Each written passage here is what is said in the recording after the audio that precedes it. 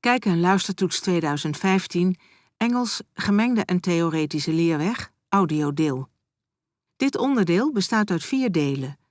In het eerste deel ga je luisteren naar een interview met Catherine Nicol. Het gesprek gaat over haar vrijwilligerswerk, onder meer op Glastonbury, het oudste muziekfestival in Engeland. Er komt eerst een voorbeeld. Lees nu de voorbeeldopgave.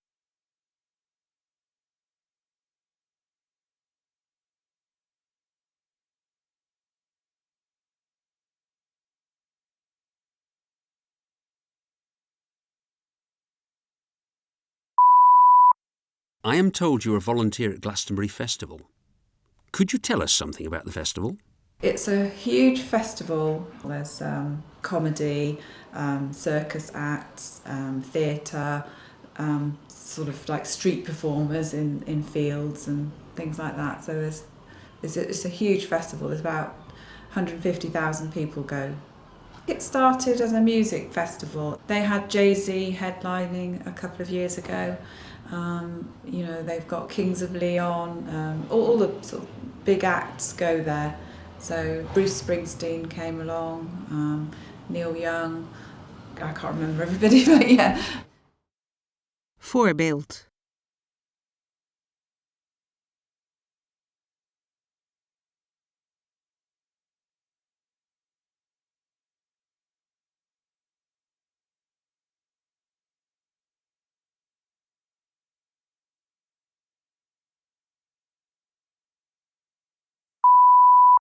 Dit was het voorbeeld.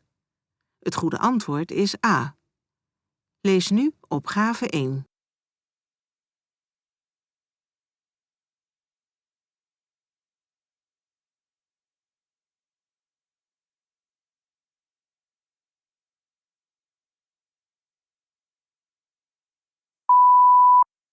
How did you yourself get involved in the festival?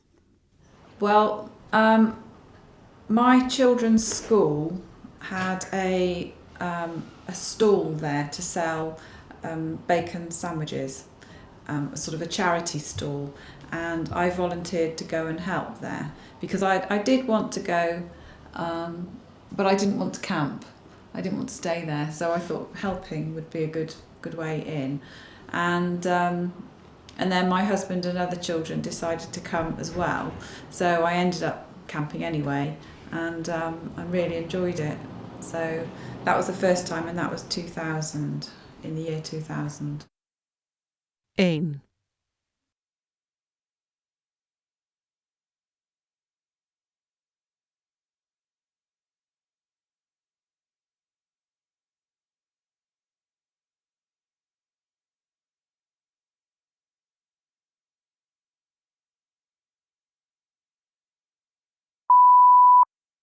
Would you say the festival has become more professional over time?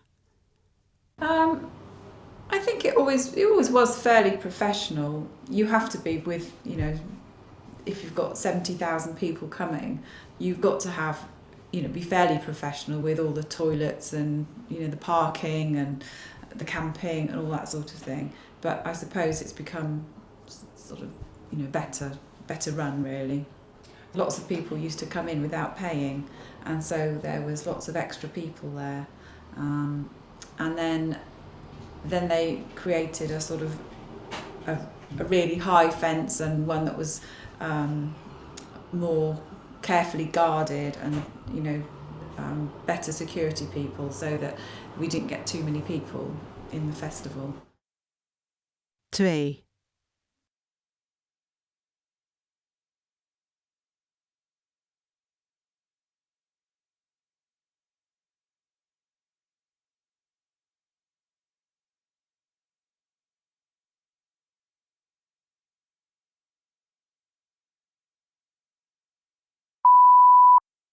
I'm told you work for the festival now. What sort of work do you do?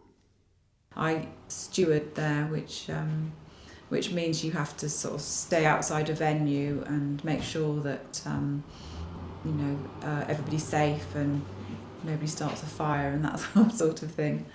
I was a steward in the Arcadia, which is sort of an alternative venue, and it goes on all through the night. and there was a couple of sort of drug overdoses, or people had too much, and so we had to call the medics. And but apart from that, it's people just having a good time, really. 3.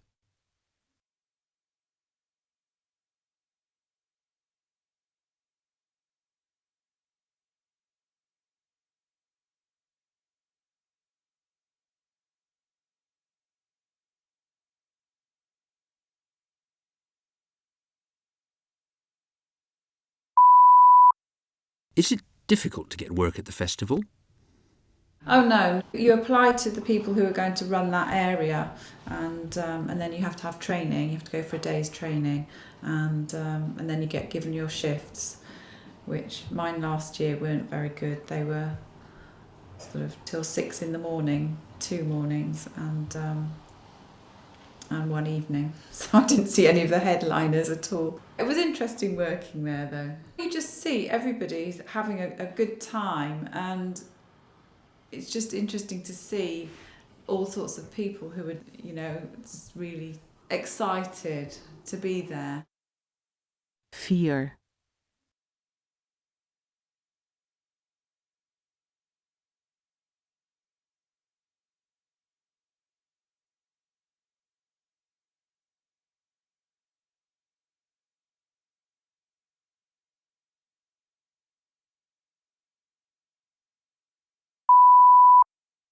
The festival is named after the town of Glastonbury, but is not in the town, is it?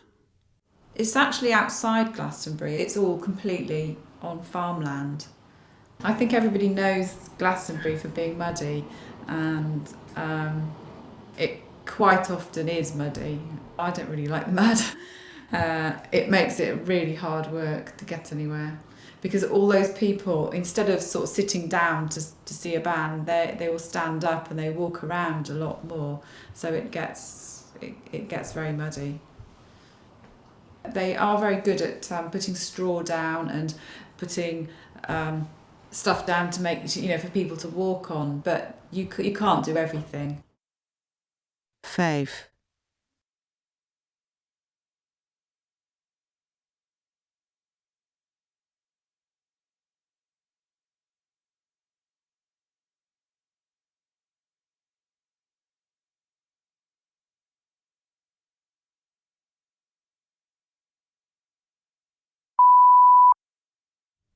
They say the area around Glastonbury is very mysterious. Is that true? Well, Glastonbury has got that reputation, and there's lots of sort of mystical shops there. There's healing fields and things like that, so people have sort of spiritual stalls and healing, hot rocks and massages and things like that. So I suppose they do feed into the whole myths and history of Glastonbury. They've got sort of green energy fields, that kind of thing. 6.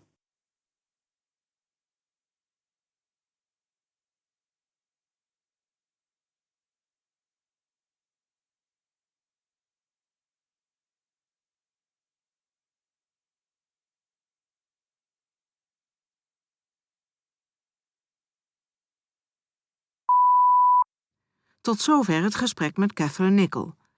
In het tweede deel ga je luisteren naar een interview met Grant Gardner. Het gesprek gaat over zijn hobby en zijn familie. Er komt eerst een inleiding. Hierbij is geen opgave. My name is Grant Gardner. I live in Bath. I'm 39 years old, and I'm an account manager at Verhoef Training, also in Bath. Tot zover de inleiding. Lees nu de volgende opgave.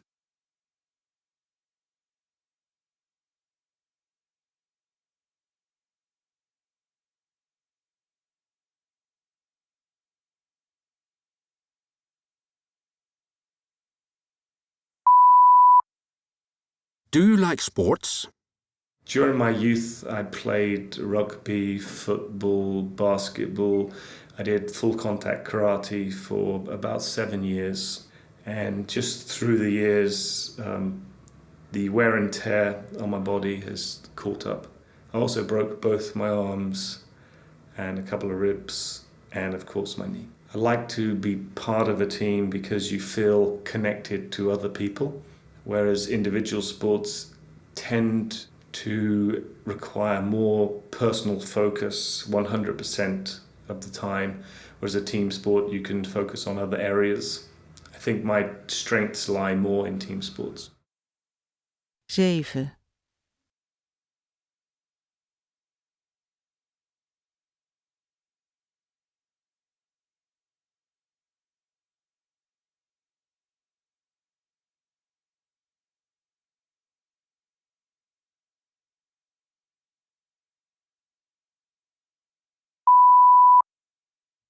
What can you tell us about Doctor Who? Doctor Who is a science fiction program that's been on television in England since the 1960s. He's a time traveller who travels through time and space in a TARDIS, which is a police box. Back in Victorian times, policemen used to have a box on a corner of the street where they used to stay, and if anyone got into trouble, they would go knock on a door. So he uses his TARDIS to travel and protect the Earth from invasions from aliens. 8.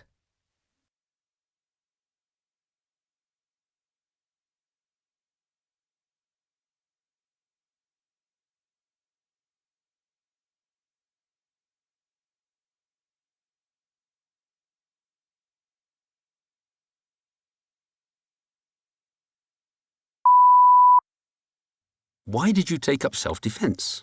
Basically, when I was growing up, I got picked on a little bit, and so martial arts gave me a good way to defend myself if I need to.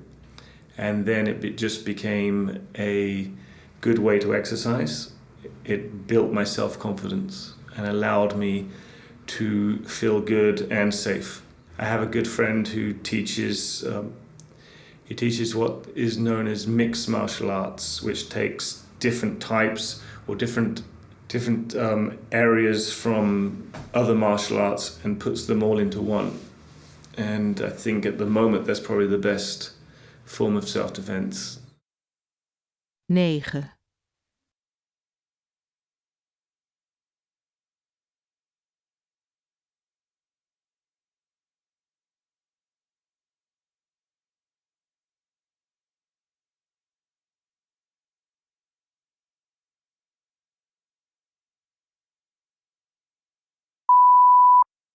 Tot zover het gesprek met Grant Gardner. In het derde deel ga je luisteren naar een interview met Gillian Somerton.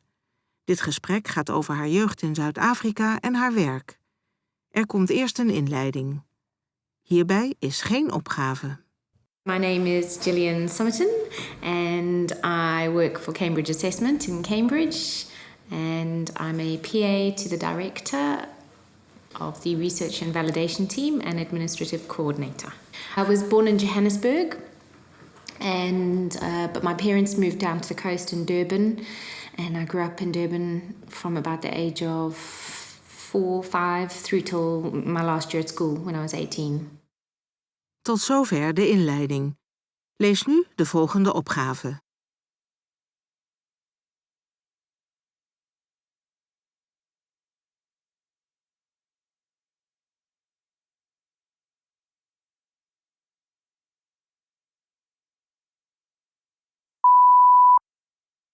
Why did you move to England? My mom's English, my dad's South African, and my mom and dad were struggling quite a bit when we left to sort of financially to keep their heads above water. And sort of we all sat down one night and then had a family chat. My mum said we can either stay in South Africa and see how it goes and give it a shot, or we can go back to England and start afresh. And we all said, let's go back. I always knew I wanted to go to university, and that if we'd stayed in South Africa, my parents wouldn't have been able to afford to send me to university. So for me, that was my push to want to come here because I saw opportunities for education. But yeah, so we've been here 15 years ever since. 10.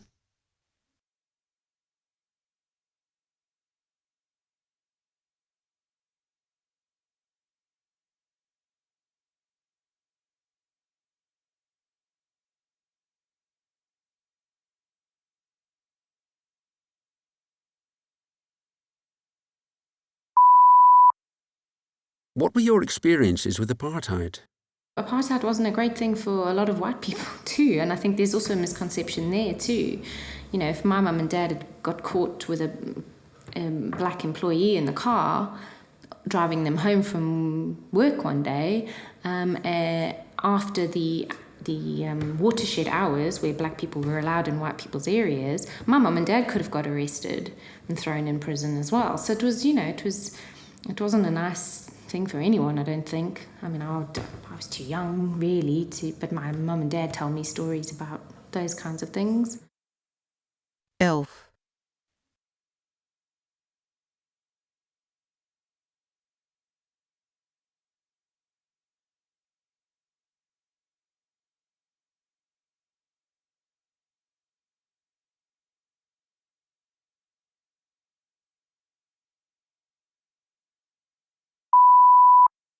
Did you get settled in England quickly?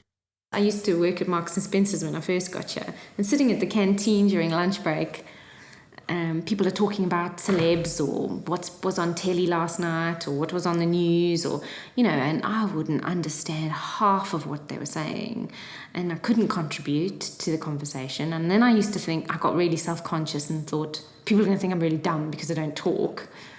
And it was just this big vicious circle of feeling really insecure and lack of confidence. And so it did take a while and to make friends, and I think people also treat you slightly differently because you're foreign. And being South African, of course, there's stereotypes attached to that too. 12.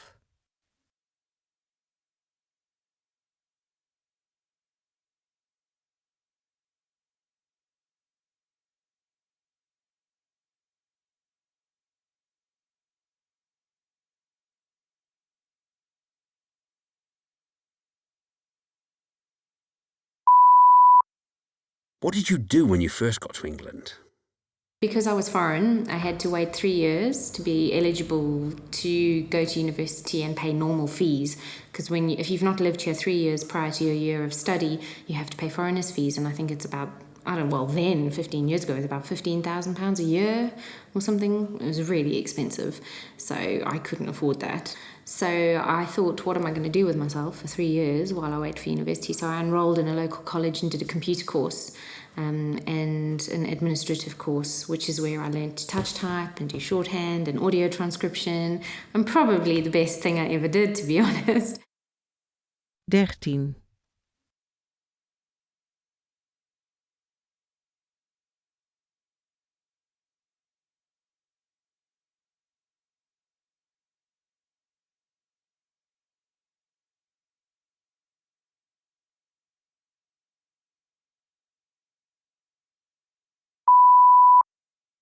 You recently got married.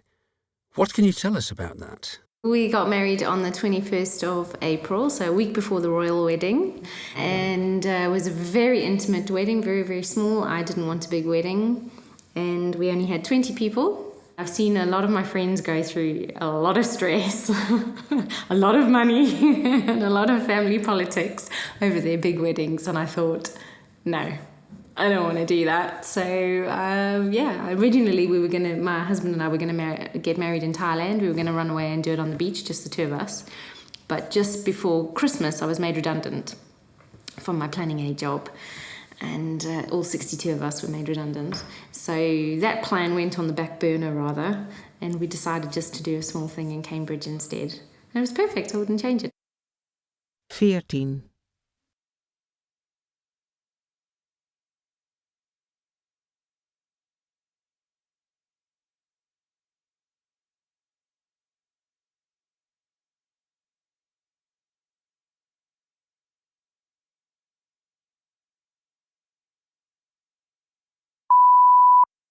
What kind of work do you do?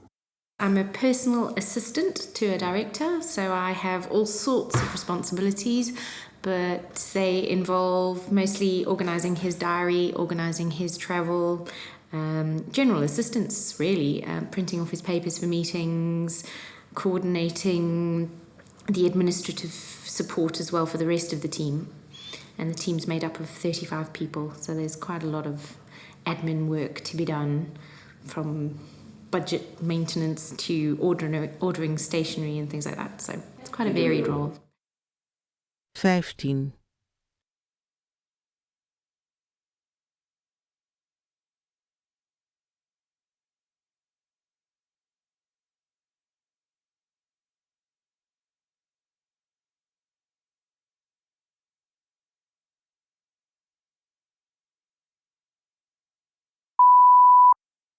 Tot zover het gesprek met Gillian Somerton. In het vierde en laatste deel ga je luisteren naar een aantal nieuwsberichten. Lees nu de volgende opgave.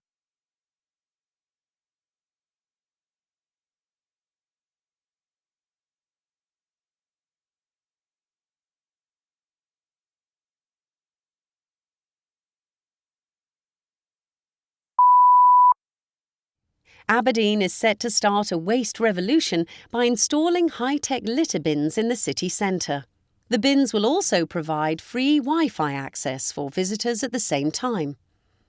The City Council is ordering 60 big belly bins for key locations around the city centre. The solar-powered bins are fitted with waste crushers, making sure they need to be emptied less often. The electronics used will also allow the bins to act as Wi-Fi hotspots.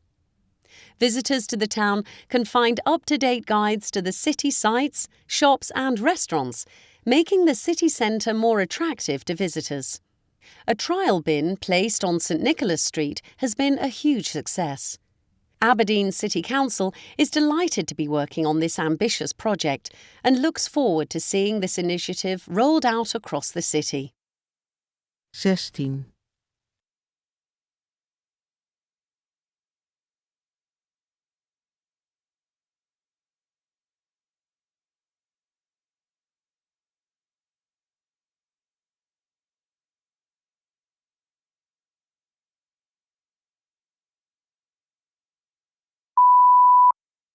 Parents campaigning to keep a school in the centre of Edinburgh open are very angry.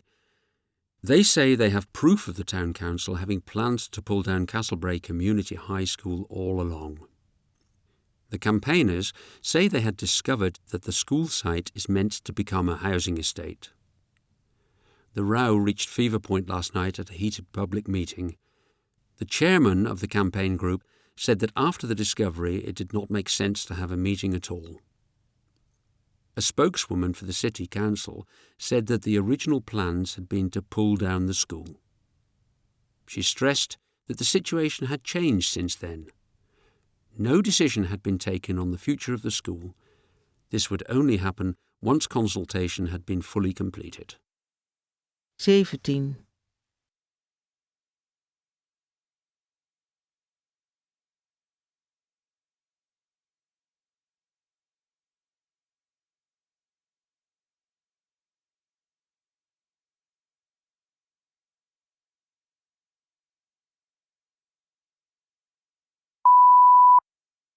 Starting on Monday, Philadelphia is taking additional measures for preventing cell phones entering the classroom. Cell phones are a problem for obvious reasons, the least one being classroom disruptions resulting from ringtones. School principals asked for a ban on wearing of fuzzy open-top boots to middle school classes because students have been hiding cell phones in the loose footwear. Students at the schools can avoid getting into conflict with school officials by wearing boots that lace up and have a snugger fit. First-time offenders will get detention, followed by confiscation of the phone. School official Armato said sheepskin boots originated in Australia and New Zealand and have become popular with pre-teens and teenagers in the United States in recent years. 18.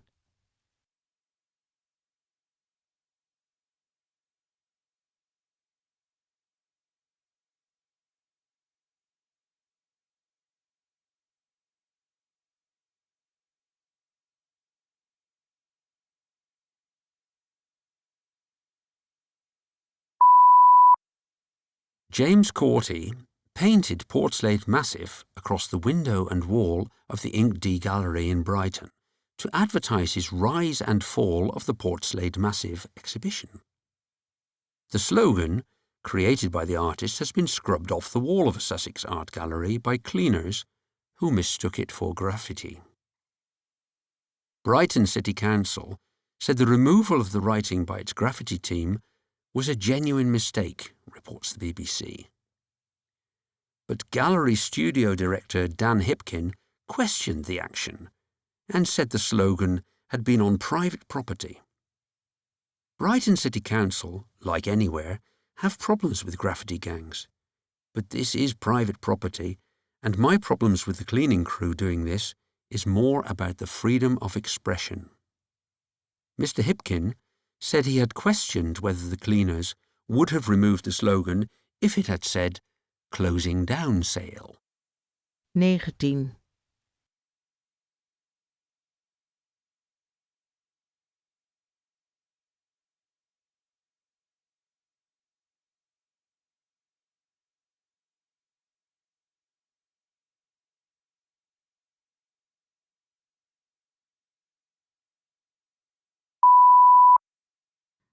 Einde van het audiodeel.